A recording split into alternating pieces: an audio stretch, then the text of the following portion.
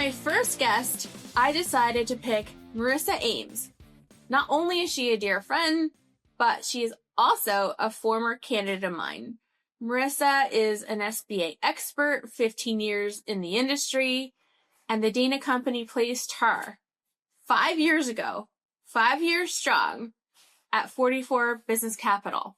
Side note, if you want to get placements right the first time for SBA, hello, I'm the recruiter. Over 800 placements, low turnover. Let's move on from the plug. We're sitting down with Marissa's client, Angela Ko. Her and her husband started Koma. They have 3 locations.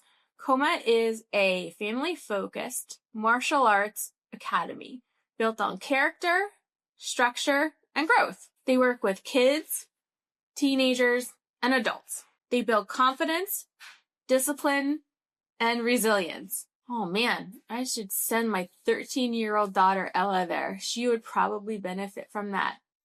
Thank you guys for joining me on Sweatpants and Strategy. We have Marissa Ames, my dear friend, and her partner in finance, Angela Ko. So you guys met. Marissa, I haven't seen you in forever. So thank you guys. So first of all, thank you guys for doing this. And so, Angela, you have 3 locations. And in the beginning, again, I introduced Koma. So Koma, a martial arts family-focused academy built on character, structure, and growth. You work with, I love the fact that you work with children, adults, teens, and also the fact that this is what got me. Build confidence, discipline, and resilience, which I'm shipping my daughter Ella to you. She's 13. Just to give you an example today. The one day I go to the gym, she overslept. So Angela, ready? When you first started thinking about getting a loan, what was happening in the business and what made you decide to explore this whole idea? Well, my husband's first location was in 2006, and it was about 2,300 square feet, and he kept growing, doubling 2 years in a row. So we need bigger space. So we end up meeting with a developer who had a building that was like a strip mall. We occupied the end part that was street front, and we occupied about 4,600 square feet of that building, but it's like a 12,000 square foot building. That's so in the beginning, it was huge at the time, going from 2,000 something to 4,600. Yeah, it was like double. But we grew immediately, and people just continue coming, and then gradually we kept growing, and then we added an after school program, which we added the buses. We had 4 of them, and we would go to the schools and pick up the kids. And then we had to have more space. So then we knocked out more walls, and then we occupied 6,800. And then 2 years later, or a year and a half later, we did private lessons, one-on-one. We needed a special room for that. So we end up occupying probably about 10,000 square feet of that building. That was 12,000 within the 5-year period of being there at that area. So we're paying pretty much majority or all the payment for that one building for that developer that owned the building. And Marissa knows I come from a commercial business banking myself background in banking. So I know SBA is not my forte, but commercial is. So I was like, this is stupid. We're paying $12,000 a month in rent, and we're not owning anything. And at the time, I was like, we've got to do something. So that's where we went searching for something that we could either purchase or buy or build. And we couldn't come up with 20% of the down payment because we had continuously did build outs, right, over that duration of time. So they took most of our capital. So I knew our only option was to try to find a small business loan. I did research, contacted a few banks. The thing that defines Marissa is that I contacted a few other large banks that had SBA preferred lenders, and you have like one or two people that know what they're doing, and you have contact people that get you to that person. And then when you get to that person at these large banks, you're like just the next in line. Like you And felt I just a shuffle, right? Like, yes, and I understand that and respect that, but when people know what they're doing or what they want to do, they don't want to be delayed. And we were on a timeline. Our lease was going to end within a year and a half, and it kept going up, and we had to do something. So then I did research. I was speaking to local, but something told me go online and do research and see if there's some other option. And a website came up, and it was a broker's website. And I contacted that broker, and I was like, wait a minute. I said, on your website, it says something about working with an SBA lender that could possibly help you with less than, or help you with the injection of 10% or less. And I was like, can you tell me more about that? And he said, well, let me get you in contact with a couple of my lenders. I said, okay. And that's where Marissa came into the photo. I could just tell immediately when I spoke to her. And by the way, she can tell you what the first call that we had, which is unique also on top of everything. So I'll let her take over from there. But that's how I found Marissa. it was a website that you found her through. Correct. And Or broker. She found the broker. For a broker. a broker. And then I want to ask you about your banking background really quick. I was the head of the business banking division for a large bank. I've been banking for 20 years. So when I married my husband, and we had been married a few years, the economy went, remember that in 2008? I did commercial on the business banking side. Usually the loans that I did were between 3 million all the way to 10 million. We're based off of the 5-year treasury. You know, we have a spread. That's my mentality. So when SBA, I knew a little bit about SBA because one of my bankers, I managed a team of lenders, and one of my bankers did SBA, and Marissa and I talked about this recently, and he did amazing. The problem with banking in large banks, not small community banks, usually larger banks, SBA is looked at as a backup. We know this is a last reserve, but I look at SBA as always as an opportunity. Never looked at it as a backup ever. It was always great to have the ability to help clients and customers, including myself, which has been great for us because both of our loans has been turned out through a commercial loan already, which we started out with both loans in SBA through Marissa. So I love SBA. SBA is great for people who don't have that 20% up front to put into a commercial building, a business, startup, especially startups, because you're going to have a hard time getting a bank loan for that period. And so through this broker, Marissa, and tell me about the first call. Oh, wait, this is actually, hold on, got to interject. First date. He asked me out. Just kidding. No, so it was, after hours, I was, at the time, my daughter was, doing what she was participating in cheerleading, right? And I was at practice with her, and I got a call, and from the broker first letting me know that the borrower would be calling in a potential deal. I had just joined this bank. So the gentleman exiting had said, it's not something we can do because he was leaving, right? So he didn't want to get started on a construction project, most likely, ground up construction. So then when Angela called, I'm like, oh, tell me a little bit about, your circumstances. And she explained what was going on, explained a little bit about the business. I said, oh, it's definitely something we can do. And hopefully we can do it with as little as possible down, right? So I let her know what I needed in order to look at the deal and see if it was something that we could do. And she sent it to me right away. She's familiar with the documentation, which is awesome. Not typically the case. And then from there, we just went into this long-term relationship, Because so the funny thing is, right?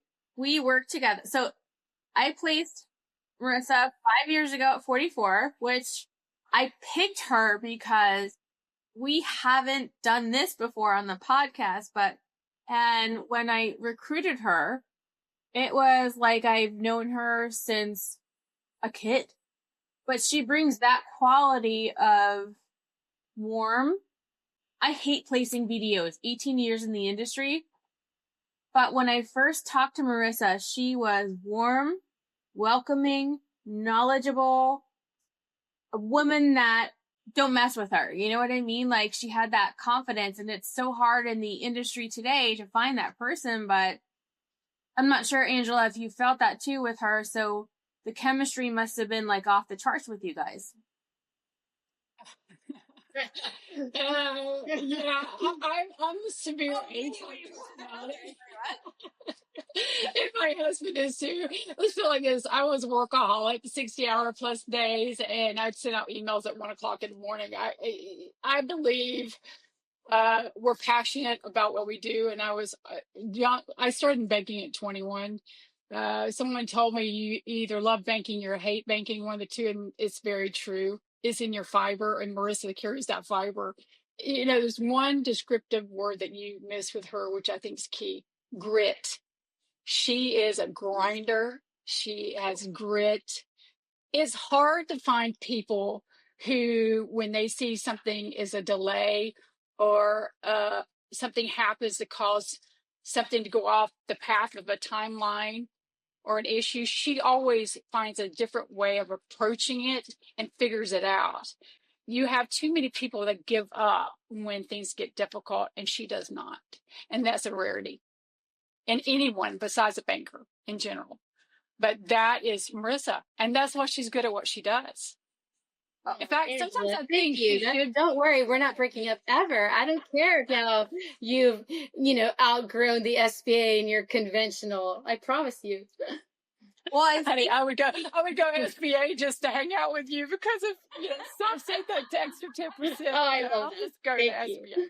That's awesome. Well, I have to say, with Angela, when you do a ground up construction, it is one of the most difficult deals within the SBA product, 7A product, right? And I remember her first deal with me in the bank, right?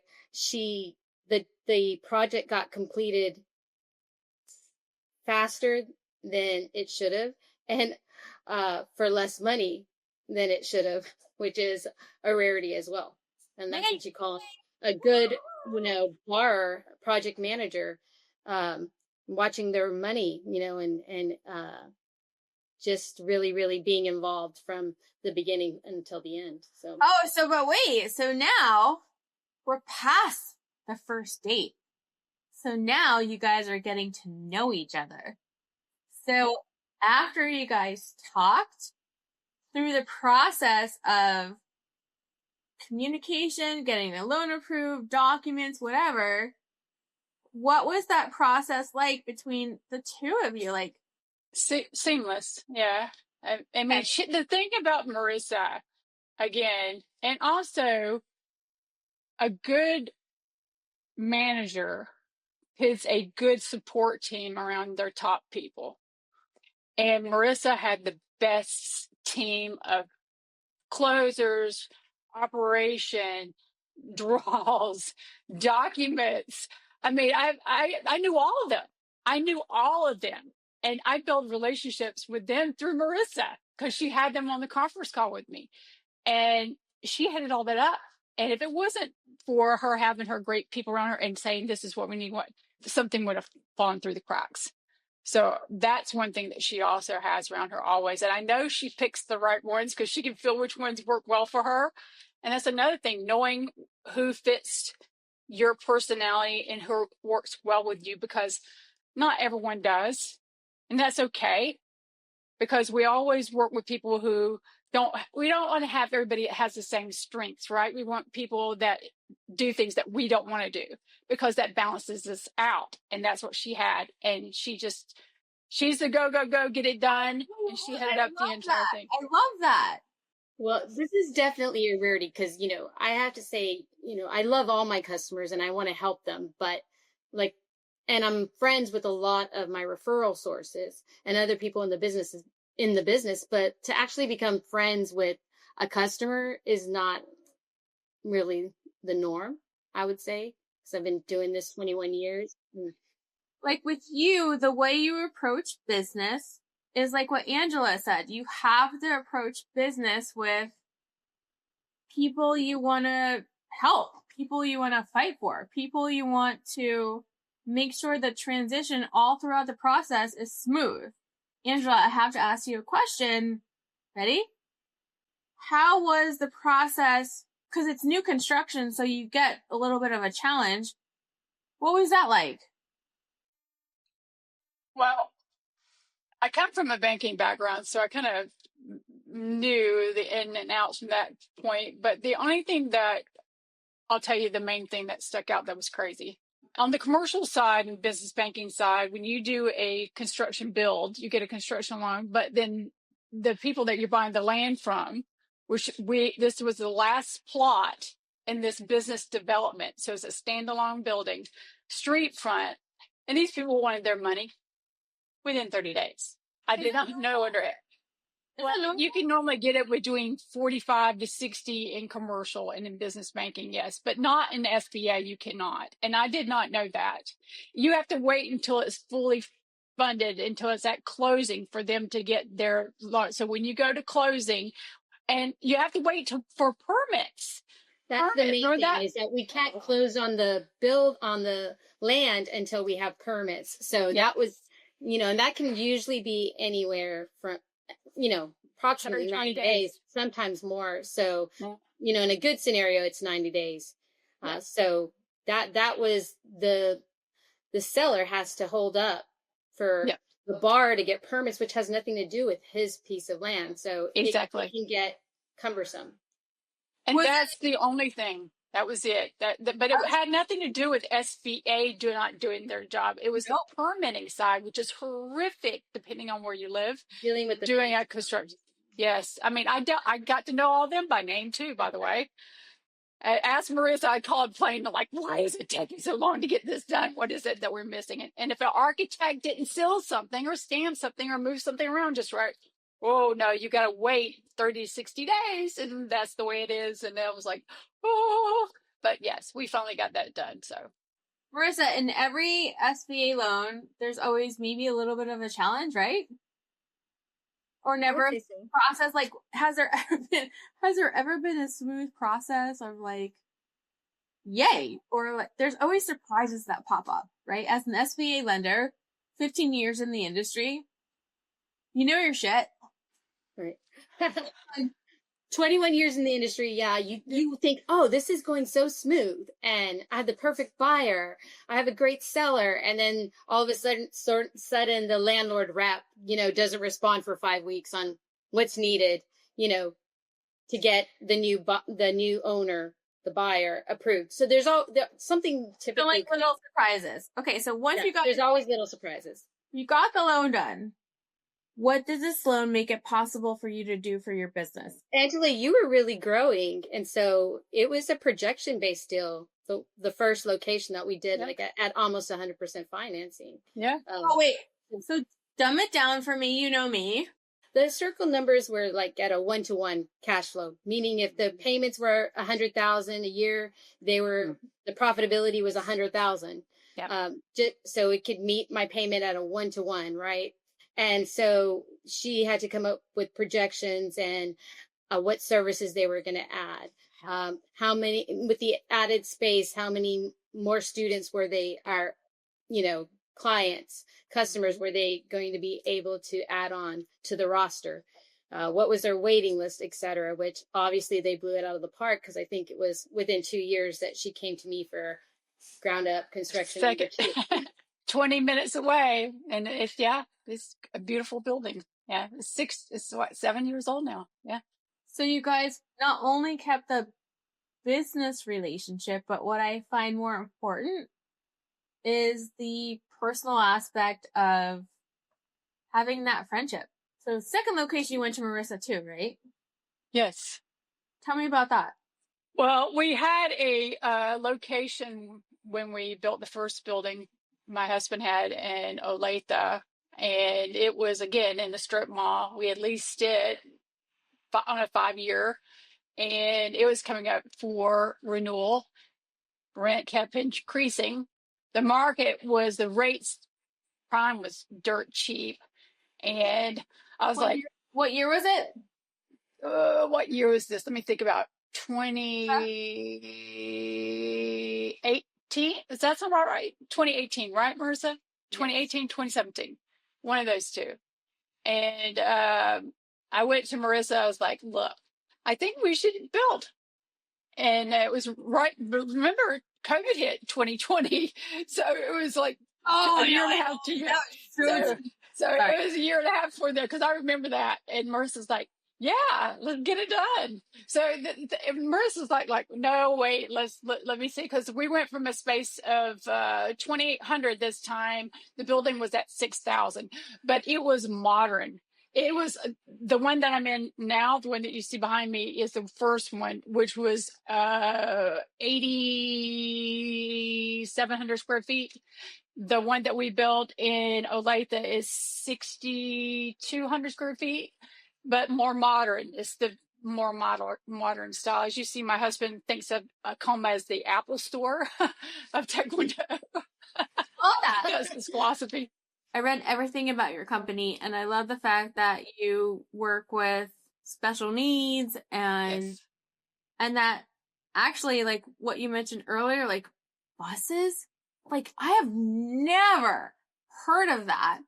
And I love that you make it personal.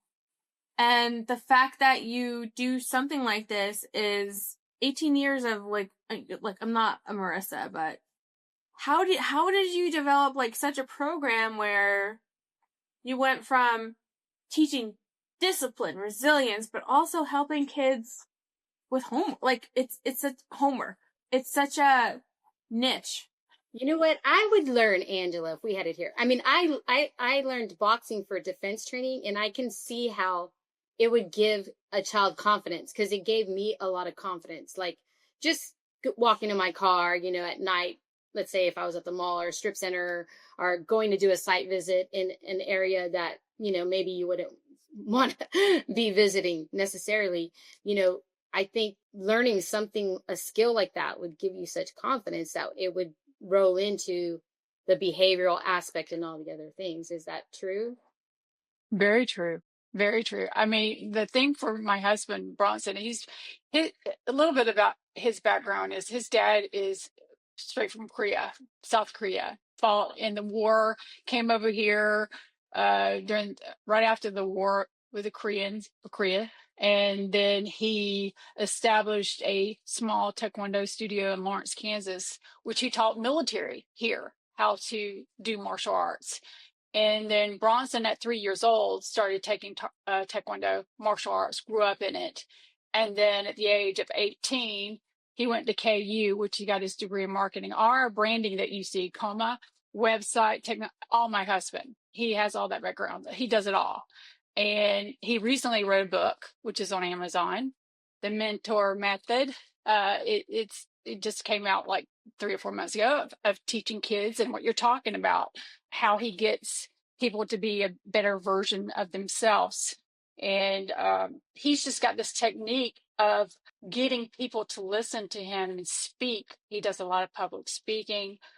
His knowledge of working with kids over the years, especially he started teaching when he was like 13. So he grew up doing, 13. Come on, man. Like, Taekwondo. He's a 7th degree black belt. So his dad's considered a grandmaster. I guess that would be like a PhD in normal world. But I love it. He loved it.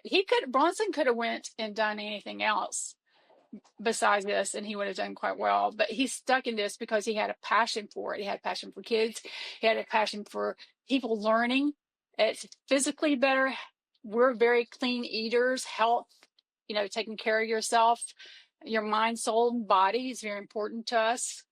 We teach that.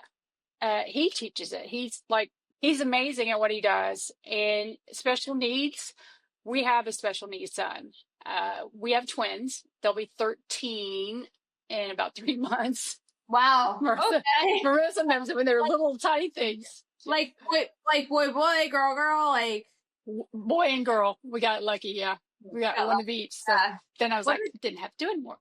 So you can see how long we've known each other. We've known each other 11 years. So yes, most of their life. And Angela. Yes. What would you tell another business owner about the lending process? Like giving advice to someone about dating, what to expect and what to prioritize? Well, as we spoke earlier, the difference between going conventional and SBA is the amount of money that you have to inject into your project. You got 20% into the normal banking world. You got SBA, which is 10. Someone who is strapped for cash, for capital, needs to look in SBA. And when you hear SBA, most people that have been in business knows, oh no, SBA, you're talking about 1,000 pieces of paper, a lot of paperwork. Yes. And and most of the people I know that own companies are running 100 miles an hour, and they don't want to do the paperwork and they don't want to deal with the process. They just want to go see someone face to face and get it done. And we are those type of people, right? In the world, we got to have self gratification. We want to know right now you're able to do it. And SBA process is not something that's going to give you a yes immediately. You're not going to get that. And even with the commercial side, you still have to go before the board and committee, and depending on the size of the deal, usually anything above $1 million and above. But if you get someone who knows what they're doing and can educate the customer that's calling you, and number one, pick up the phone. You know how many times I've called someone and left a message and they didn't call me back the same day, and I said, you're done.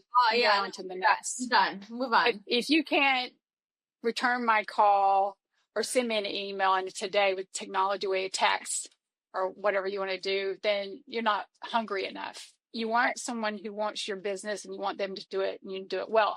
So if I was telling another business owner, I would say go with SBA, because you're not going to have to worry about being strapped in cash. You did your 10% in. Find a SBA lender that you know that you fit well with, that's going to take and work with you during the process. I would love to see SBA do something, and Marissa, amazing, but not everybody's Marissa. I know they have the list of the checkoffs points that you need and what they need from you. But with the way technology is today, if the BDOs or the bank itself in SBA, and my bank failed at this too, you know how they have those little videos now that you see on YouTube of the process and how things work? No.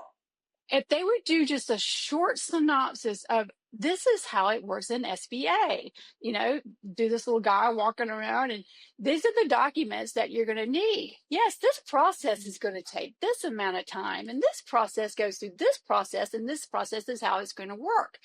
And we're going to give you the spread of this timeline of getting this loan closed.